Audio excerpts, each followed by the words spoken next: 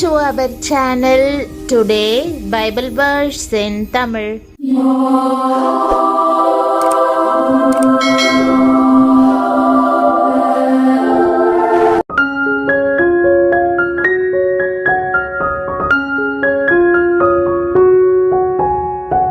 இன்றைய வசனம் ஆபக்கூக் 3ஆம் அதிகாரம் 19ஆம் வசனம். கிறிஸ்துவுக்குள் பிரியமானவர்களே, நம்முடைய ஆண்டவரும் இரட்சகருமான இயேசு கிறிஸ்துவின் வல்லமையுள்ள நாமத்தில் உங்களை வாழ்த்துகிறேன்.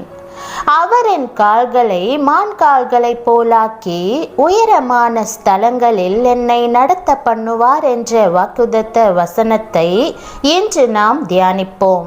தேவன் மானின் காலை பலப்படுத்துவது போல உங்கள் கால்களையும் பலப்படுத்துவார். வலிமை வாய்ந்த சிங்கத்தையோ வேகமான சிறுத்தையோ பலன் நிறைந்த கால்களை கொண்ட யானையையோ நீண்ட கால்களை கொண்ட ஒட்டக சிவிங்கியையோ ஏன் ஒப்பிடவில்லை என்று நீங்கள் எண்ணக்கூடும்.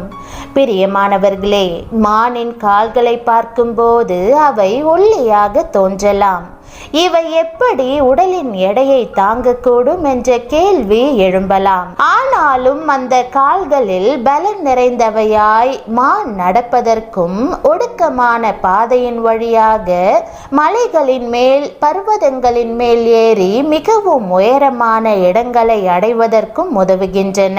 அவ்வாறே தேவன் நம் பாதங்களும் கால்களும் மான் கால்களைப் போல உறுதியாகும்படி செய்கிறார். அவர் என் கால்களை மான்களுடைய கால்களைப் போலாக்கி என்னுடைய உயர்தலங்களில் என்னை நிறுத்துகிறார் என்று தாவீது கூறுகிறான். வாழ்வில் இடுக்கமான கோணலான வழிகளில் நீங்க நடக்க நேர்ந்தாலும் உபத்திரவங்களும் தடைகளும் எதிர்பட்டாலும் தேவன் உங்கள் கால்களை பலப்படுத்தி ஏற்ற உபாயங்களை தந்து நீங்கள் அவற்றை கடந்து செல்ல உதவுவார். ஆகவே பிரியமானவர்களே, சந்தோஷமாயிருங்கள். இன்றைக்கு நீங்கள் வாழ்க்கையில் இடுக்கமான பாதையின் வழியாக செல்ல நேரிடலாம். ஆனால் இன்றைய வாக்குதத்தத்தின்படி எல்லா சுமையையும் தோள்களின் மீது சுமந்து இடுக்கமான பாதை வழியாக செல்லுவதற்காக தேவன் உங்கள் கால்களை மான் கால்களைப் போல மாற்றுவார். நீங்கள் உயரே ஏறுவதற்காக தேவன் உங்கள் கால்களை மான் கால்களைப் போல மாற்றுவார். நீங்கள் எளிதாக ஏறி உயரமான ஸ்தலங்களை அடையலாம். மான்களின் கால்கள் விசேஷமானவை. அவை உறுதியானவை, கண்மலைகளில் ஏறக்கூடியவை. மான்கள் மிகவும் வேகமாக ஓடக்கூடியவை என்று வேதம் தெரிவிக்கின்றது. மான்கள் வேகமாக ஓடுவதைப் போலவே நாமும் பண ஆசையை விட்டு ஓட வேண்டும். பாலியத்துக்குரிய இச்சைகளுக்கு விலகி ஓட வேண்டும். இயேசுவை நோக்கி ஓட வேண்டும். கர்த்தர் உங்களுடைய ஆவிக்குரிய கால்களை மான் கால்களைப் போலாக்கி உன்னதங்களிலேயும் உயர்ந்த ஸ்தலங்களிலேயும் நடக்க பண்ணுகிறார். ஆவிக்குரிய வாழ்க்கையானது ஒரு ஓட்டப்பந்தயத்திற்கு ஒப்பிடப்பட்டிருக்கிறது. வேதம் சொல்கிறது, பந்தய சாலையில் ஓடுகிறவர்கள் எல்லாரும் ஓடுவார்கள், ஆகிலும் ஒருவனே பந்தயத்தை பெறுவான் என்று அறியீர்களா? நீங்கள் பெற்றுக்கொள்ளத்தக்கதாக ஓடுங்கள். இந்த ஆவிக்குரிய ஓட்டப்பந்தயத்தில் வெற்றிகரமாக ஓடுகிறதற்கு தனக்கு மான்களின் கால்கள் அவசியம் என்பதை அப்போஸ்தலனாகிய பவுல் உணர்ந்திருந்தார். ஆகவே ஒன்று செய்கிறேன், பின்னானவைகளை மறந்து முன்னானவைகளை நாடி கிறிஸ்து இயேசுவுக்குள் தேவன் அழைத்த பரம அழைப்பின் பந்தய பொருளுக்காக இலக்கை நோக்கி தொடருகிறேன் என்று குறிப்பிட்டார். மான்களைப் போல நீங்களும் படிப்படியாய் உன்னத ஸ்தலங்களுக்கு ஏறிக்கொண்டே இருக்க வேண்டும். ஆவிக்குரிய மேன்மையான அனுபவங்கள் வழியாக உயர்ந்து கொண்டே இருக்க வேண்டும். பரம எருசலேமுக்கு ஏறி செல்லுவதற்கு ஆவிக்குரிய கால்களில் அதிகமான பலன் தேவை.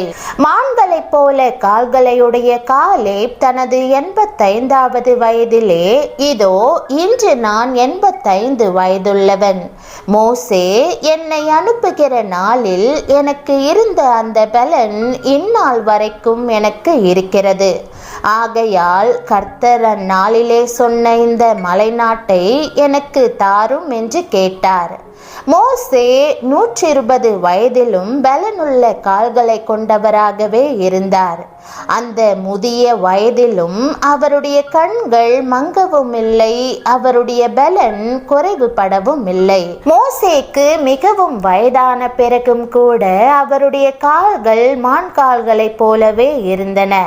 அவர் அந்த வயதிலேயும் நேபோ மலையில் இருக்கும் பிஸ்காவின் கொடுமுடியில் ஏறி கர்த்தர் இஸ்ரவேல் புத்திரருக்கு கொடுக்க இருந்த கானானை நோக்கி பார்த்தார். பிரியமானவர்களே, உங்களுடைய கால்கள் எப்படிப்பட்டதா இருக்கின்றன? உன்னதங்களுக்கு ஏறி செல்ல உற்சாகமாய் இருக்கின்றனவா அல்லது தள்ளாடுகின்றனவா? ஊழியத்தில் உன்னதமான உயர் ஸ்தலங்கள் உங்களுக்காகவே வைக்கப்பட்டிருக்கின்றன. வேதம் சொல்லுகிறது, இரும்பும் வெண்கலமும் உன் பாதரட்சையின் கீழ் இருக்கும், உன் நாட்களுக்கு தக்கதாய் உன் பலனும் இருக்கும். ஜெபம். பரம தகப்பனே, நீர் கொடுத்துள்ள வாக்குதத்தங்களையும் உம்முடைய அளவற்ற வல்லமையையும் அன்பையும் எண்ணி நன்றி நிறைந்த இருதயத்துடன் உம் முன்னே வருகிறேன். நான் உயர்ந்த ஸ்தலங்களுக்கு ஏறும்படி நீர் என் கால்களை மான் கால்களைப் போல ஆக்குகிறீர். மான்களின் கால்கள் இடுக்கமான வழிகளிலும் செங்குத்தான மலைகளிலும் ஏறுவதற்கு உதவுகிறது போல வாழ்வின் இக்கட்டுகள், தடைகள் இவற்றை கடந்து செல்வதற்கு நீர் என்னை பழக்குவிக்கிறீர் என்று விசுவாசிக்கிறேன். என்னுடைய பாரங்களை சுமப்பதற்கான பலனை தந்து கடினமான பாதைகளை கடந்து செல்ல எனக்கு போதிப்பதற்காக உம்மை ஸ்தோத்திரிக்கிறேன். நான் உபத்திரவ காலத்தை எதிர்கொள்ளும் போது இந்த வாக்குதத்தத்தை நினைவு கூற எனக்கு உதவும். வாழ்வின் இடுக்கமான பாதைகளை கடந்து செல்வதற்கு தேவையான உபாயங்களையும் பலனையும் எனக்கு தந்தருளும். எல்லா உபத்திரவம், பாடுகள், தடைகளையும் நீர் ஜெயித்திருப்பதற்காக உம்மை ஸ்தோத்திரிக்கிறேன். என்னுடைய பலத்தின் மேல் அல்லாமல் உம்மையே அதிகமாய் சார்ந்திருக்க எனக்கு உதவும்.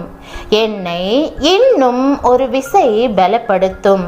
உபத்திரவங்களை கடந்து செல்வதற்கு நீரே எனக்கு உதவி செய்யும். எனக்கு ஒத்தாசை அனுப்பும் மேல் அதிக நம்பிக்கை கொள்ள எனக்கு உதவும். நான் ஜெபிக்கிற இந்த நேரத்தில் வரையாடுகளின் கால்களைப் போல என் கால்களை உறுதியாக்கி நான் ஒரு சேனைக்கு எதிராக ஓடும்படியும் ஒரு மதிலை தாண்டும்படியும் செய்யும்.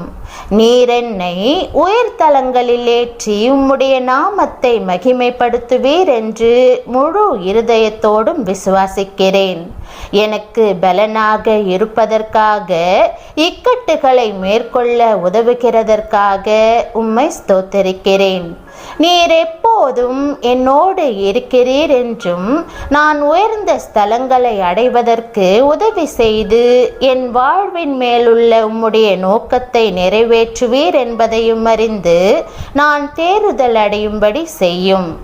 இன்றைக்கு இந்த வாக்குதத்தத்தை நான் ஏற்றுக்கொண்டு என் வாழ்வுக்கென அதை அறிக்கை பண்ணுகிறேன். நான் உயர்ந்த ஸ்தலங்களுக்கு ஏறும்படி என் கால்களை மானின் காலைப் போல மாற்றுவதற்காக உமக்கு நன்றி செலுத்துகிறேன். இயேசுவின் நாமத்தில் ஜெபிக்கிறேன் நல்ல பிதாவே, ஆமேன். தேவனுடைய நாமம் மகிமைப்படுவதாக. ஆமேன்.